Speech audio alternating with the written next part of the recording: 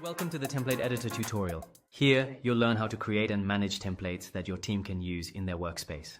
To get started, if you are on your homepage, click on the Templates menu item.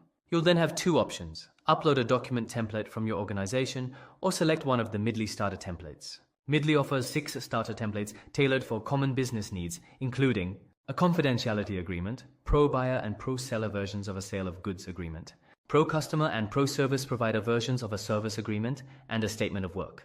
If none of these meet your requirements, you can also start with a blank template and build one from scratch. Let's get started. Once you've selected a template, you'll see a disclaimer: accept and continue to access the editor. In the editor, you'll notice actionable clauses highlighted as input items. These inputs make templates dynamic and reusable.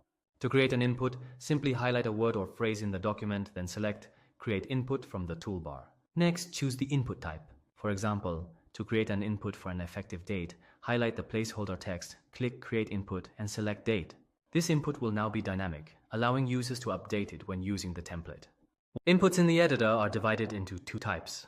Fixed inputs are tied to system data like the company or customer name. For example, the company name automatically populates based on the workspace setup, and the customer name reflects the deal's specific customer. Fixed inputs are added during template setup by administrators and cannot be modified, deleted, or created by account managers. However, reviewers can modify, delete, or create new fixed inputs if the deal or template is escalated to them for review. Custom inputs, on the other hand, are created manually during template setup and are not tied to system data.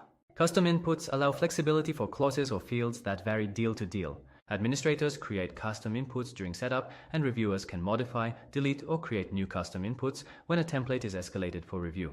Account managers can only modify the values of custom inputs during template use but cannot delete or create them.